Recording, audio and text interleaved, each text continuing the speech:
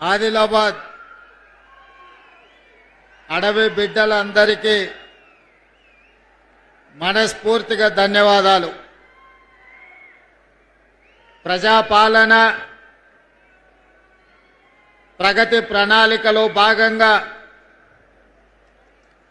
Both శాసనసభ నియోజకవర్గంలో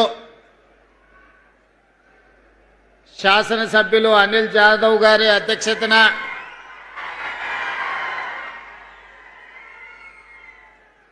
రాష్ట్ర ప్రభుత్వం ఇన్ఛార్జ్ మంత్రివర్యులు జూపల్లి కృష్ణారావు గారి పర్యవేక్షణలో ఒక మంచి కార్యక్రమాన్ని ఏర్పాటు చేసి ఈ కార్యక్రమానికి నాతో పాటు ముఖ్య అతిథులుగా ఉప ముఖ్యమంత్రి వర్యులు మిత్రులు బట్టి విక్రమార్క గారిని, అదేవిధంగా పెద్దలు రాష్ట్ర ప్రభుత్వ సలహాదారులు సుదర్శన్ రెడ్డి గారిని, శాసన మండలి సభ్యులు, కాంగ్రెస్ పార్టీ తెలంగాణ అధ్యక్షులు మహేష్ కుమార్ గౌడ్ గారిని, స్థానిక పార్లమెంట్ సభ్యులు మిత్రులు నాగేష్ గారిని, అదేవిధంగా మీ అందరి అభిమాన నాయకుడు, ఆనాడు నేను పిసిసి అధ్యక్షుడిగా బాధ్యత తీసుకున్న తర్వాత ఇంద్రవెల్లి గడ్డ మీద దళిత గిరిజన దండోరా కార్యక్రమాన్ని ఏర్పాటు చేయమని విజ్ఞప్తి చేస్తే ఆనాడు వేలాది మందితోని ఆ కార్యక్రమాన్ని నిర్వహించిన సోదరులు ప్రేమ్ సాగర్ రావు గారు,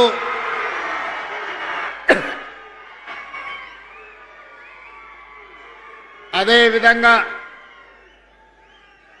శాసనసభ విప్ ఆది శ్రీనివాసరావు గారు, మరొక విప్ విజయ్ రమణ గారు, అదేవిధంగా రాజ్యసభ సభ్యులు వేం నరేందర్ రెడ్డి గారు, ఖానాపూర్ శాసనసభ్యులు వెడమ బొజ్జు గారు, ఆదిలాబాద్ శాసనసభ్యులు మిత్రులు పాయల శంకర్ గారు, శాసన మండలి సభ్యులు దండే విఠల్ గారు, శాసన సభ్యులు రామ్దాస్ మాలోత్ గారు, మాజీ కేంద్ర మంత్రివర్యులు మా అందరికీ చాలా సీనియర్ నాయకులు వేణుగోపాలాచారి గారు, వేదిక మీద ఉన్న వివిధ కార్పొరేషన్లకు సంబంధించిన చైర్మన్లు, మున్సిపల్ మేయర్లు, మున్సిపల్ చైర్మన్లు, వివిధ హోదాలలో ఉన్న ప్రజాప్రతినిధులు, ప్రభుత్వ ఉన్నతాధికారులు, ప్రాణ సమానులైన ఆదిలాబాదు ఆడబిడ్డలకు, మా అడవి బిడ్డలకు అందరికీ కూడా మనస్ఫూర్తిగా ధన్యవాదాలు, కృతజ్ఞతలు తెలియజేస్తున్నా. మిత్రులారా, రాజకీయాలలో మనిషి పట్ల విశ్వాసం ఉండాలి, ఆ మనిషి ఇచ్చే మాట మీద నమ్మకం ఉండాలి. మా మిత్రులు సిఎల్పి నాయకులుగా ఆనాడు పీపుల్స్ మార్చ్, ప్రజల దగ్గరికి వెళ్ళాలి, ప్రజా సమస్యలు తెలుసుకోవాలి, ఆ సమస్యల్ని పరిష్కరించడానికి భవిష్యత్ ప్రణాళికలను రచించుకోవాలి అని ఈనాటి ఉప ముఖ్యమంత్రి వర్యులు, ఆనాటి సిఎల్పి నాయకుడుగా ఈ పిప్రి ప్రాంతం నుంచే పీపుల్స్ మార్చ్ను ప్రారంభించి 1400 కిలోమీటర్లు ఇక్కడ మొదలైన పాదయాత్ర ఖమ్మంలో లక్షలాది మంది సమక్షంలో వారు ఆ పాదయాత్రను ముగించడం జరిగింది. ఆనాడు అధికారంలోకి రావాలన్నా, ప్రజలు ఆశీర్వదిస్తారన్న విశ్వాసంతో మిత్రులు బట్టి విక్రమార్క గారు ఈ ప్రాంత అభివృద్ధి కోసం, ఈ ప్రాంత ప్రజల సమస్యల పరిష్కారం కోసం మీతో నడుస్తూ, మీతో కలుస్తూ, మీ గూడాలలో మీ తలుపు తడుతూ, మీ గుండె చప్పుడు వింటూ మీ సమస్యలను అర్థం చేసుకొని వాటిని పరిష్కరించాలన్న కృత నిశ్చయానికి వచ్చిండ్రు.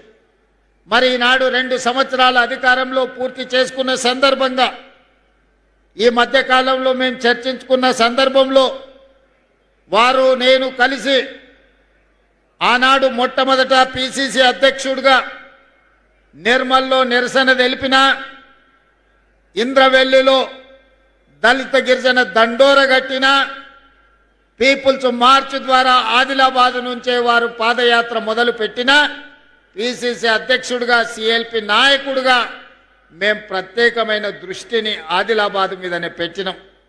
ఎందుకంటే ఈ ప్రాంత ప్రజలు అమాయకులు, ఆత్మ గౌరవంతో బతికేవాళ్ళు. కానీ నిరంకుశంగా వ్యవహరిస్తే నిరంకుశానికి వ్యతిరేకంగా నిటారుగా నిలబడి కొట్లాడి అమరులై రాజులనే గద్దె దించిన చరిత్ర ఈ ఆదిలాబాదు గడ్డకు ఉన్నది.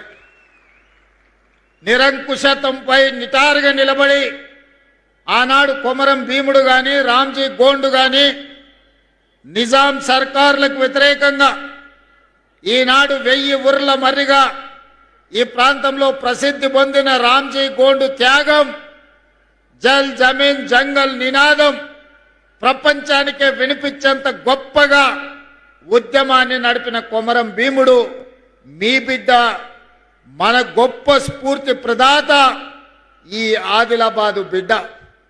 ఈ అటవీ ప్రాంతంలో అపారమైన ఖనిజ సంపద, శ్రమ చేయగలిగిన ప్రజలు. కానీ ప్రభుత్వాల నిర్లక్ష్యం, ప్రభుత్వాల ప్రణాళిక లేకపోవడంతో ఈ ప్రాంతం వెనుకబడి అలాగే ఉన్నది. ఈ ఆదిలాబాదు ప్రాంతం దాదాపుగా 60% అటవీ ప్రాంతం. అపారమైన ఖనిజ సంపద ఉన్నది, అపారమైన జలవనరులు ఉన్నాయి, అపారమైన ప్రాచీన సంస్కృతి ప్రాంతంలో ఉన్నది.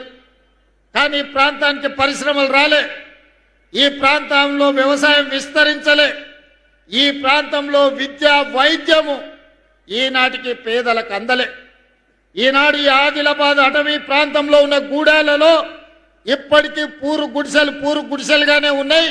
తాగడానికి నీళ్లు అందని పరిస్థితి ఇంకా మన కళ్ళ ముందు కనిపిస్తూనే ఉంది. నేనే స్వయంగా ఈ ప్రాంతంలో పర్యటనకు వచ్చినప్పుడు గూడాలలో పర్యటించిన నాడు మిత్రులు స్వయం బాబురావుతో మాట్లాడి ఈ ప్రాంత గూడాలలో ఉన్న పటేళ్లను కలిసి తప్పకుండా మన ప్రభుత్వం వస్తుంది, మీ సమస్యను పరిష్కరిస్తామని ఆనాడు ఈ ప్రాంతంలో గూడాలలో ఉన్న పటేళ్లకు నేను మాటిచ్చి ఈ ప్రాంతం అభివృద్ధి పదం వైపు నడిపిస్తా అని చెప్పి ఆనాడు అనుకున్నాం. అదేవిధంగా మా మిత్రులు ప్రేమ్ సాగర్ రావు గారు ఎప్పుడు మాట్లాడినా మాకొక సమయంలో నమ్మకం, విశ్వాసం సన్నగిల్లినప్పుడు, అన్నా మీరు అధైర్యపడకండి, ప్రభుత్వం వస్తుంది, ప్రభుత్వం వచ్చిన తర్వాత నీ సొంత జిల్లా పాలమూరుకి ఏ ప్రాధాన్యత ఉంటుందో, అత్యంత వెనుకబడిన ప్రాంతం 70 సంవత్సరాలు అభివృద్ధికి నోచుకొని ఆదిలాబాదును పాలమూరుతో సమానంగా నువ్వు అభివృద్ధి చేయాలి, ఈ ఒక్క మాట నువ్వు నాకివ్వు, ఈ జిల్లా మొత్తం నీకు అండగా నిలబడుతుందని మిత్రులు ప్రేమ్ సాగర్ రావు అనేటోడు.